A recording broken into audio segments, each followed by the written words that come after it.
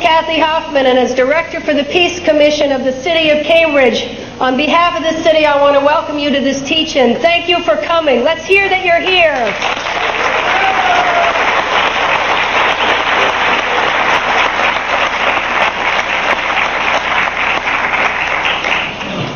Some of us have been here before at teach-ins. Some of us were here in 1990 and 1991 to try and protest the Gulf War. Some of us have been here in 1985 and 1986 and 1987 as the U.S. government funded and supported Contras to kill people in Nicaragua and funded a war against the people of El Salvador. For those who have been here before, I say welcome to you. Let's hear it for the people who've been here before.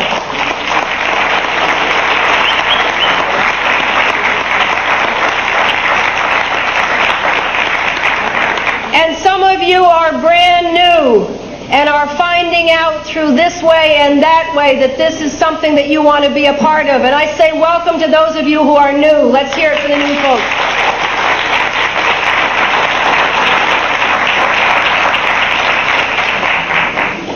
Some of you have come here today to listen, and that makes sense, that you've come to listen to people who know something about the role of our government in Iraq and who know something about Iraq.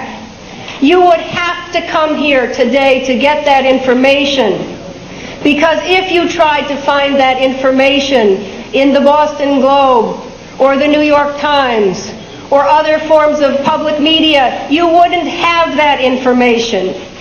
The only access you would hear if you read the papers or watched the television is a public machine, a public consensus that says that all the people in the United States support the possibility of bombing. That kind of consensus. We're here to listen to different voices, and we had to find each other to get here. So I want to appreciate those of you who came. I don't know how many of you heard on NPR yesterday a tiny piece on the radio, on public radio, that when Kofi Annan got to Baghdad, part of what he learned is that the UN inspection teams had mapped out the palaces and in fact had gained access to every single palace, every single disputed place. That's happened this week. So I was excited to hear that, and I picked up the Globe today to find out how it would be reported, a liberal newspaper, and there wasn't a single word about it. There wasn't a single word about it.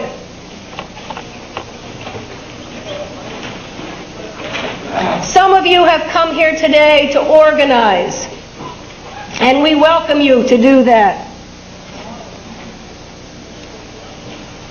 Because it was also reported in the paper very briefly yesterday that there is a sort of old, perhaps anti-war movement beginning to be revitalized that lacks the breadth of the anti-Vietnam War movement.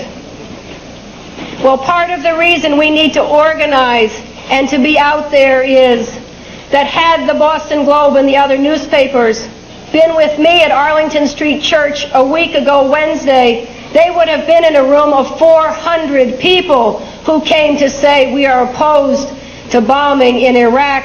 We are in support of lifting the U.S. sanctions which are strangling and killing the people of Iraq. 400 of us were there.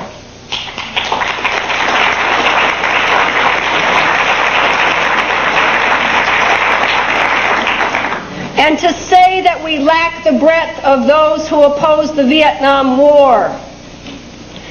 2 weeks ago was the first inkling that there was of President Clinton's intention to bomb Iraq. 2 weeks ago. And in the last 2 weeks, hundreds and thousands of people have already organized to say, we already have some history not to trust what we are being told by this government. We already have some history that says that we need to get our voices out there speaking for peace. It is the broadest groups of voices of people. 62 bishops have been fasting for a month across this country to protest the economic sanctions. There's not a word of it. So, our plan for today, for those who came to listen and those who came to organize, that's how we're organizing this teaching in today. The first hour and a half, we'll be listening to voices of people, helping us understand what's going on, helping us understand, in fact, the real story about what perhaps our government's intentions are. And the second half is how to organize. For us to get ourselves into small groups, into networks of people, people capable of coming back next Wednesday, 4:30 at Park Street, people capable of coming to New York on February 28th, people capable of organizing here on March 1st at 2 o'clock. But we have to do that in small groups. We have to find ways to support one another. And so today is about listening, it's about supporting, it's about organizing. Thank you for being here.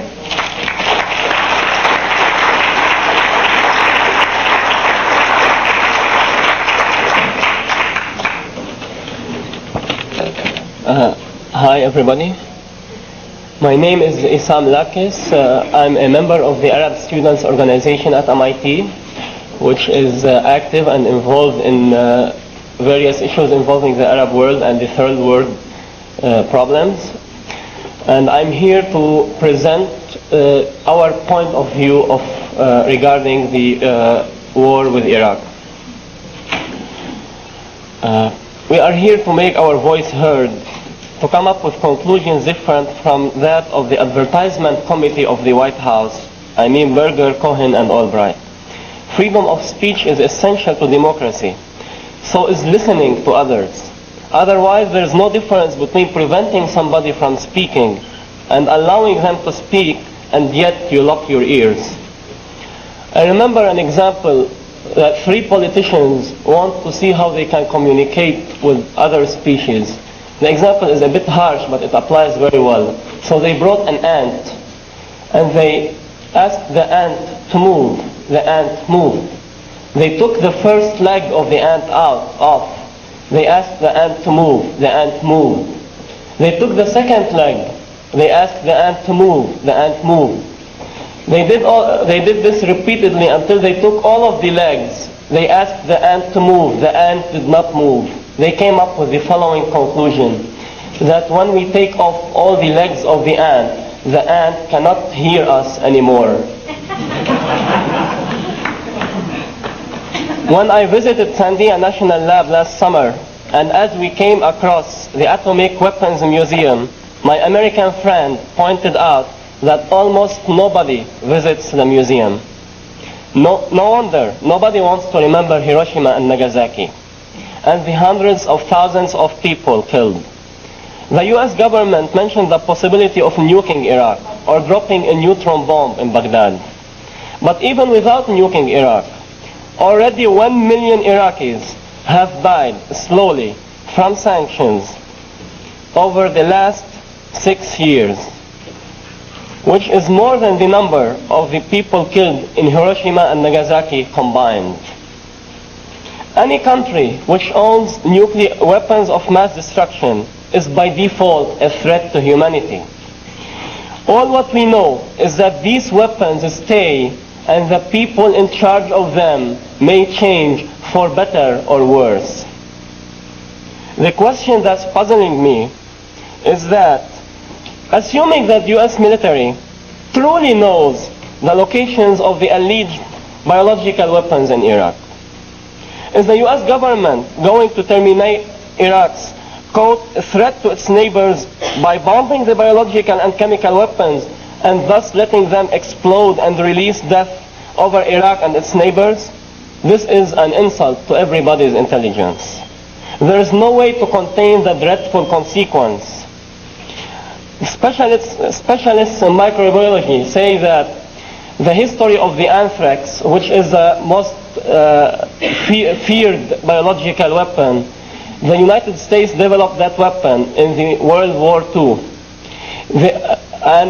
Also information said that Hitler had that weapon as well.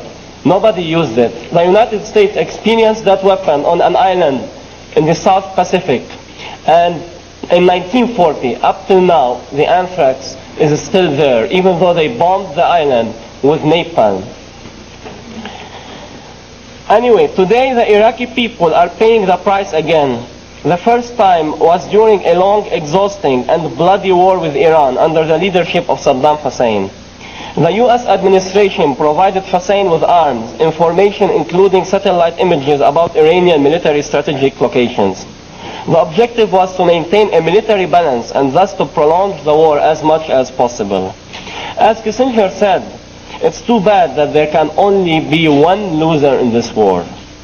At that time, Saddam was declared a key friend of the U.S. government in fighting the Islamic Revolution of Iran that overthrew their other obedient dictator, the Shah of Iran.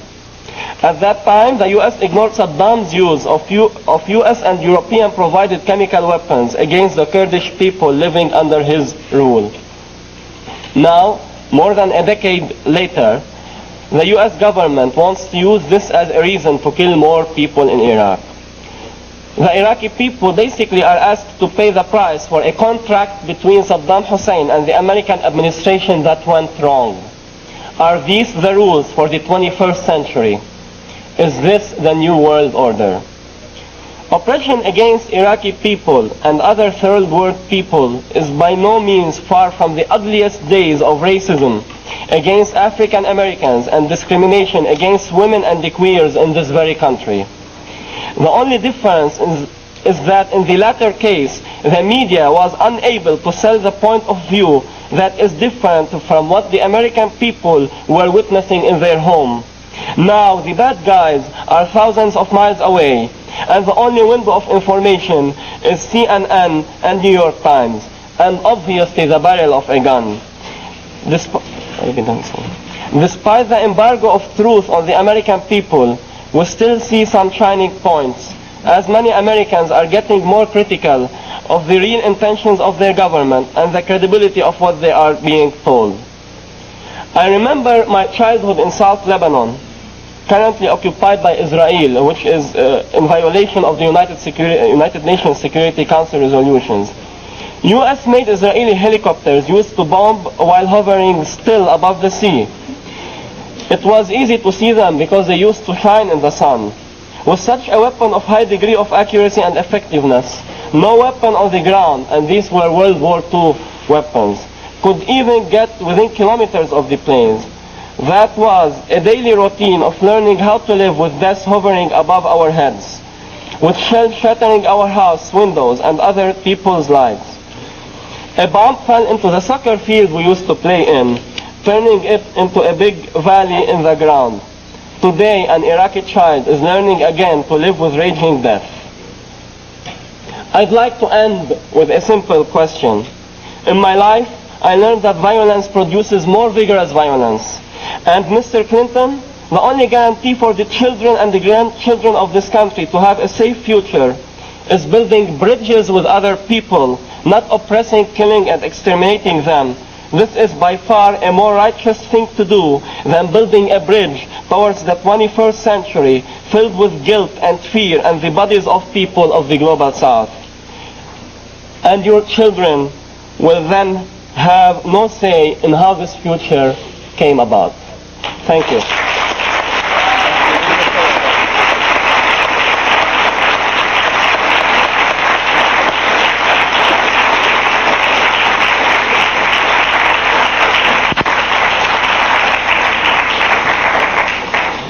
Thank you very much, Isam. That is an authentic voice.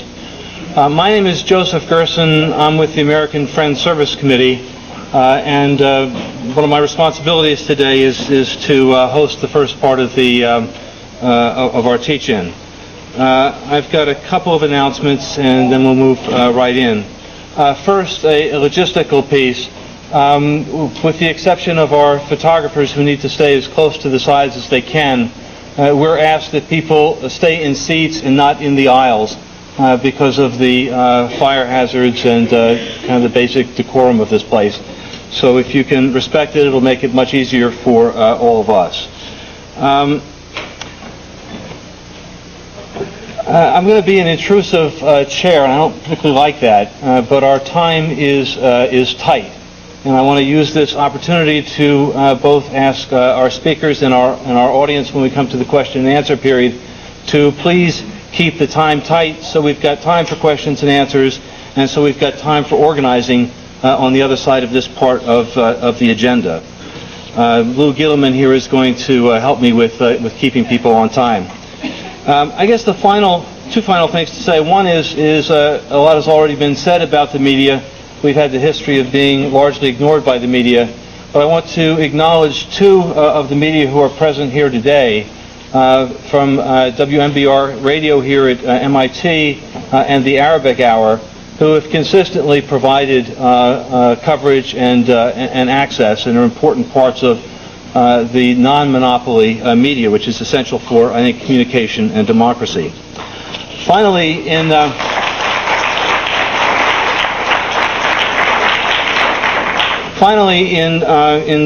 framing the way I'm going to chair, I thought about it a little bit. I'm glad, Kathy has this kind of wonderful presence that really moves us into the energy of organizing and needing to move.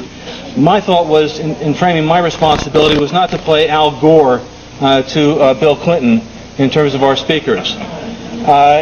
My sense is that we are really at a most profound, and I would even say sacred moment, where the lives of tens of thousands of people at a minimum lie in the balance. And as Boris Yeltsin told us, we may even be stumbling into World War, as people who weren't planning for World War did in 1914. So I want to proceed really within the context of the sacredness of this time and the time we have to save human life. With that said, I want to very briefly introduce Kathy Deppe and Alex Walker, who are activists in mobilization for survival, people who really keep the movement going on a day-to-day basis, who will bring us up to date a little bit about things that are happening across the country and around the world. And I'm going to be tight on time.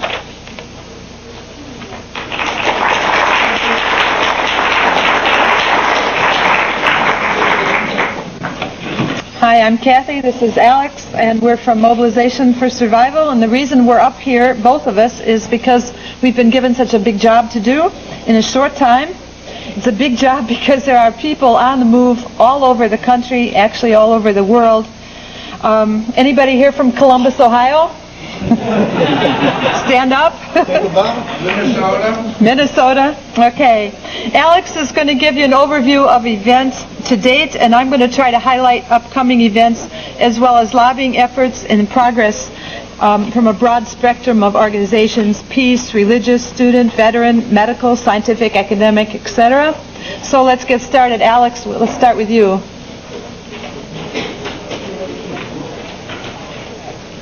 Yeah, I got a little prop here. I got this prop. You recognize this. This is the center of the depiction of the center of the Galactic Empire. And the reason I brought that up is because they say that we do not exist. Or that's the mainstream, the moderate view. The liberal view is, well, we exist in Cambridge, Massachusetts, and Berkeley, California. Yeah.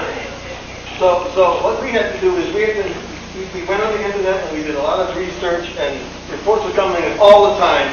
And as near as I can tell, as of right now, there have been anti-war events in 29 states, 3 provinces,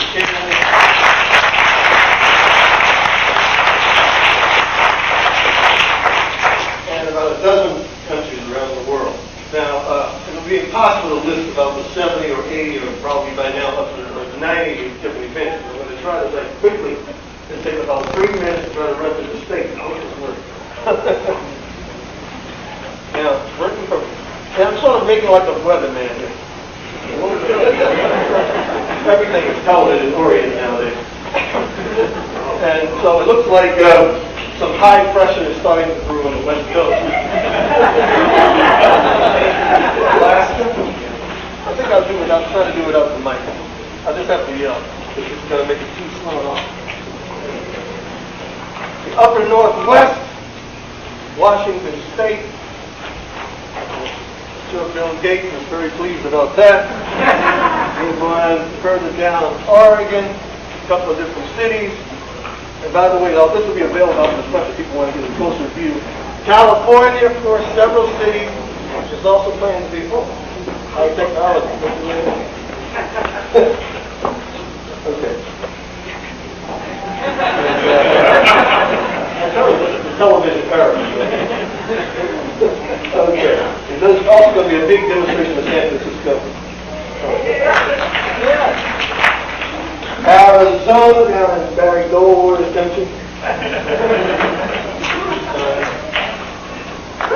Moving on, in the Rocky Mountain region, we have Colorado, Denver, and Boulder.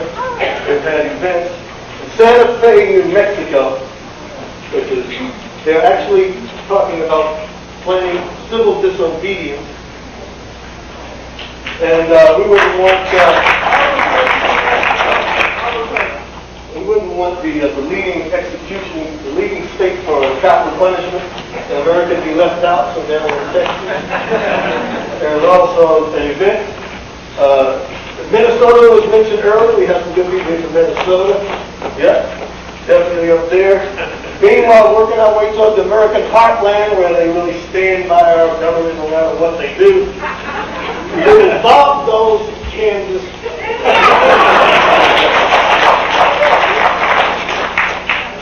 And up in Iowa, well, you know, what did it say? There are farmers. Wisconsin, Wisconsin, they're having a thing operation up at the site for the elk project up there. It's a big defense site. So there's Illinois, Michigan, Dearborn, Detroit, Kalamazoo, and Ohio. Why in the world is it going to Columbus, Ohio? Ohio is a hotbed. Cleveland, Columbus, Dayton, and Kent.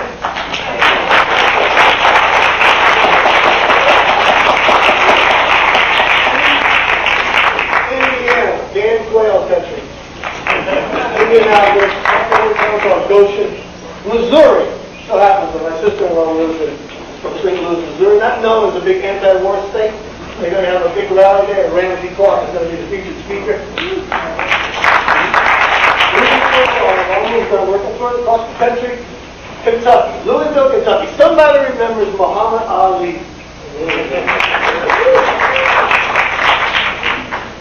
Florida. Now you would think Florida, they understand the Fargos, don't they? Well, no, actually. In Gainesville, Palm Beach, Orlando, and Tampa, there have been anti-war activity. And we're going to be